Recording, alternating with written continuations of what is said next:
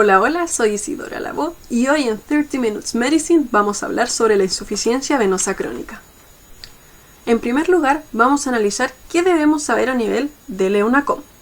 Vamos a recordar un poquito de la anatomía venosa y después nos vamos a ir de lleno a la insuficiencia venosa crónica, con sus causas, su diagnóstico y su manejo. Finalmente vamos a analizar un caso clínico típico y vamos a cerrar con algunos tips que no debemos olvidar. Nosotros como médicos generales tenemos que ser capaces de realizar el diagnóstico, de empezar un tratamiento para nuestro paciente y saber cuándo es que lo vamos a derivar. Ahora, en términos generales tenemos que recordar que el retorno venoso de los miembros inferiores está dado principalmente por las venas del sistema profundo, ya que es homólogo y homónimo a la irrigación. Se lleva el 90% del flujo venoso periférico. El sistema venoso superficial, por su parte, va a corresponder a la vena safena magna o interna, que va a desembocar a nivel inguinal en la vena femoral, y por la vena safena parva, o también llamada externa, que va a desembocar a nivel popliteo. Ahora, la conexión entre ambos sistemas está dado por las venas perforantes, y algo muy importante es que las válvulas venosas y el sistema muscular, principalmente dado por el músculo gastrocnemio, ¿cierto?, va a permitir bombear la sangre hacia el ventrículo derecho en contra de la gravedad y evitando el flujo retrógrado. Tenemos que saber que en la vena safena magna existen al menos 10 válvulas y en la vena safena parva en promedio 7 válvulas venosas. Ahora, ¿qué es la insuficiencia venosa crónica? Esto corresponde a la agrupación sindromática dada por la anormalidad estructural o funcional del sistema venoso en un largo periodo de tiempo.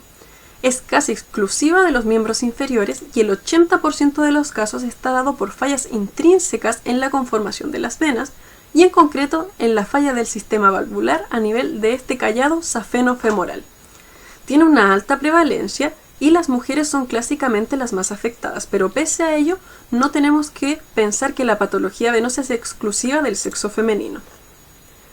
Las varices son la manifestación más característica de la insuficiencia venosa crónica y la mayoría de la gente lo considera un problema netamente estético e ignoran realmente las consecuencias que esta patología tiene para su salud y para su calidad de vida posterior.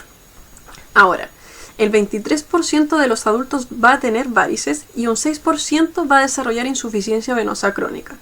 Además de este grupo, el 0.5% va a desarrollar úlceras venosas y tenemos que tenerlo bien presente. Un tercio de los adultos de entre 18 a 64 años ya posee venas varicosas, así que tenemos que prestar harta atención con este problema. Repasando algunos conceptos importantes, tenemos que saber que la insuficiencia venosa primaria va a corresponder a esta condición de falla intrínseca del sistema venoso y esto es clásicamente dado por la falla de las válvulas. Este es el 80% de los casos de insuficiencia venosa crónica. Por otro lado, la secundaria es la causada por la obstrucción del sistema venoso profundo, principalmente por una trombosis venosa profunda.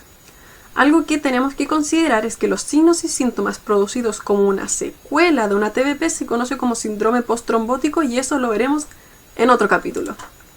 Ahora, tenemos que saber que no todos son varices. Las dilataciones venosas pueden ser telangiectasias cuando son menores o iguales a 1 milímetro y van a estar en la epidermis, como en la imagen vemos acá, esto más superficial. Por otro lado, las venas reticulares son intradérmicas y son de un calibre de 1 a 3 milímetros, como lo que se ve un poquito más profundo acá, de un color azulado. Finalmente, las varices son aquellas dilataciones de mayor o igual a 3 milímetros y tienen una ubicación subcutánea, como podemos ver acá, y son las que comúnmente vemos y conocemos. Ahora, ¿por qué se produce esta condición? Van a existir ciertos factores de riesgos clásicos para desarrollar una incompetencia valvular, tales como los antecedentes familiares, ¿cierto? Se sabe que una madre con patología venosa va a aumentar un 60% el riesgo de que sus hijos también padezcan una enfermedad venosa a largo plazo. Aparte, la edad avanzada la tenemos que considerar.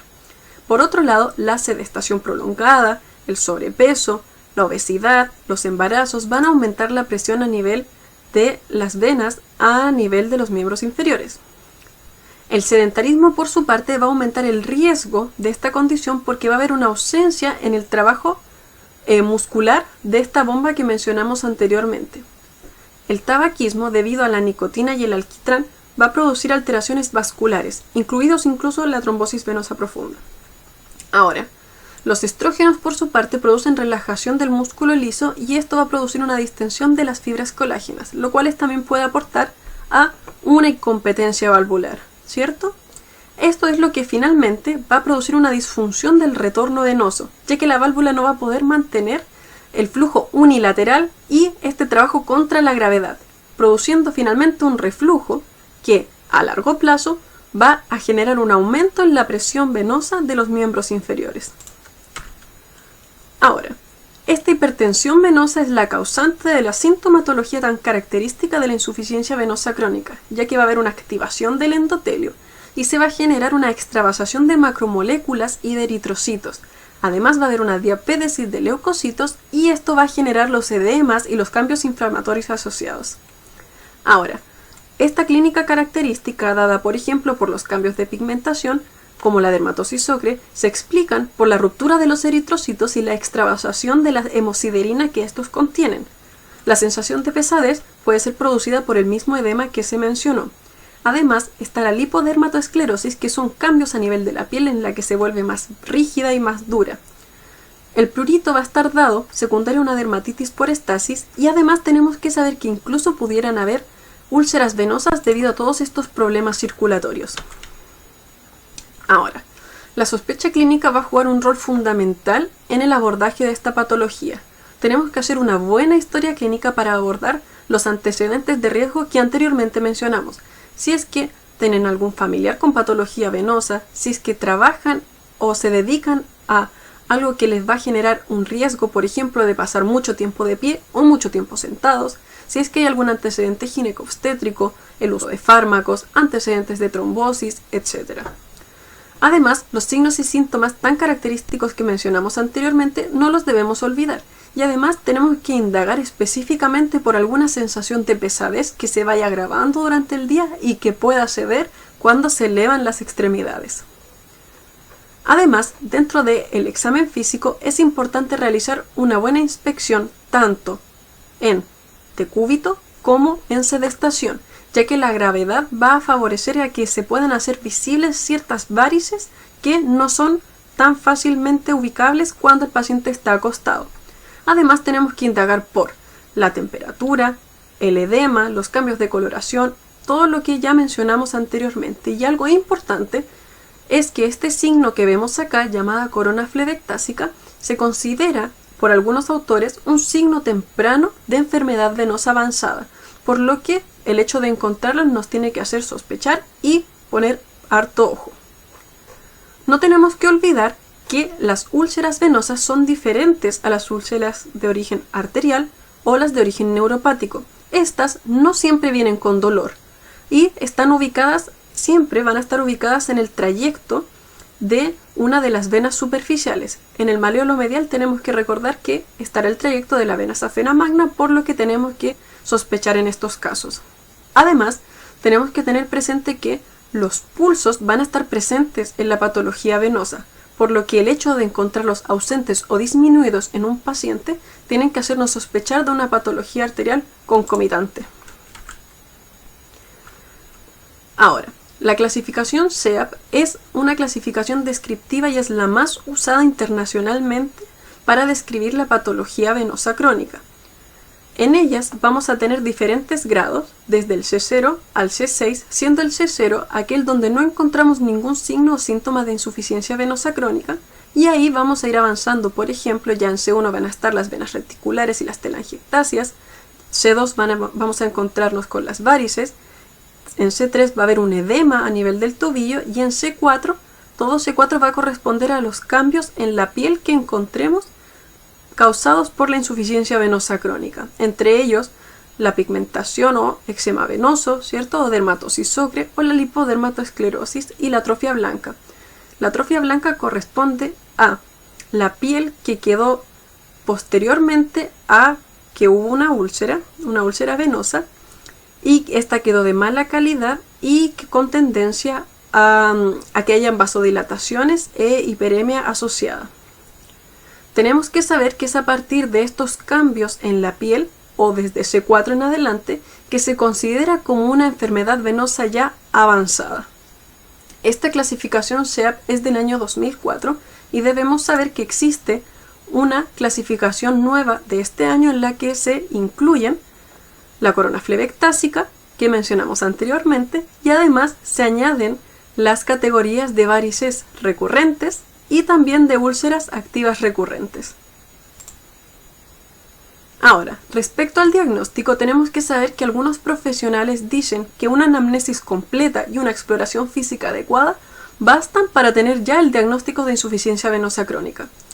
Las maniobras semiológicas hoy en día se consideran algo anecdótico, y dentro de las pruebas que tenemos que considerar va a estar principalmente el ecodoppler venoso, que va a tenerse presente en aquellos pacientes en los que se considere realizar una cirugía, ya que este examen es el que puede demostrarnos la competencia o incompetencia de la válvula venosa y el flujo retrógrado asociado. Ahora, como médicos generales tenemos que ser capaces de llegar al diagnóstico sindromático y empezar a manejar al paciente con un tratamiento conservador que vamos a detallar más adelante. Si la respuesta a este es satisfactoria, tenemos que continuar con el tratamiento, pero tenemos que tener presente todos los cambios que el paciente puede generar y debemos controlarlo. Por otro lado, si la respuesta a este manejo es insatisfactoria o el paciente ya viene con una enfermedad avanzada, tenemos que pedir que se realice este examen, que es el gold estándar, para después derivarlo a un especialista o un cirujano vascular que pueda determinar cuál es el mejor manejo para cada tipo de paciente. Dentro de esto podemos encontrarnos la safenectomía, la escleroterapia o incluso la reconstrucción valvular. Eso ya es tema del especialista. Ahora, respecto a lo que nosotros tenemos que hacer, el manejo conservador. Dentro de ellos tenemos que tener presente las medidas generales, en las que van a estar el ejercicio físico que aumente la bomba muscular y la estimule. Van a haber masajes en dirección ascendente o incluso la elevación de las piernas durante al menos 15 a 30 minutos durante el día. Tenemos que evitar que el paciente ocupe ropa ajustada y también las fuentes de calor directas. Por otro lado, tenemos que disminuir también el peso o la masa corporal que tenga el paciente. Y lo más importante y lo que tenemos que recordar es que la terapia compresiva es la medida más importante para el tratamiento de la insuficiencia venosa crónica. Existen diferentes grados de medidas compresivas y las cuales se van a ir recomendando en función a los síntomas que vaya presentando el paciente. A mayor severidad, mayor compresión. En general, se recomienda que se utilicen medidas compresivas de entre 20 a 30 milímetros de mercurio a nivel del tobillo. No se debe olvidar la palpación, ¿cierto?, de los pulsos periféricos para descartar una enfermedad arterial asociada, la cual va a contraindicar el uso de las medias compresivas. Finalmente existen los fármacos flebotónicos, también conocidos como venotónicos, y que pudiesen mejorar los síntomas, pero hoy en día no existe una evidencia tan contundente a favor de ellos, y además no previenen el avance de la enfermedad. Ahora, el sangrado de las varices es una posible complicación de estas y es causado principalmente por traumas en el trayecto de las venas. Ahora, para el manejo nosotros tenemos que realizar una compresión directa y elevar las extremidades. Si esto falla, ya tenemos que recurrir a la urgencia, ¿cierto? Y realizar una sutura quirúrgica para lograr hemostasia. Vamos a analizar un caso clínico de una mujer de 58 años que acude a nuestra consulta porque desde hace unos meses presenta unas manchas oscuras en los tobillos que no desaparecen. Además del dolor y la pesadez que ya había consultado antes por ella, ¿cierto?, menciona que han empeorado en estos meses que es verano. Trabaja como peluquera y además refiere que se le hinchan los tobillos al finalizar su jornada laboral. Ahora, la exploración física presenta valores de presión arterial de 130/75, un IMC de 29 y la frecuencia cardíaca de 78 latidos por minuto. No se encuentran alteraciones a nivel cardiopulmonar y lo que sí podemos observar es una hiperpigmentación supramalleolar y venas varicosas, ¿cierto? Además, nos comenta que últimamente las medidas generales para sus varices no mejoran sus síntomas. Entonces, los factores de riesgo y la sospecha diagnóstica supongo que están ya bastante claras. Es un caso muy típico.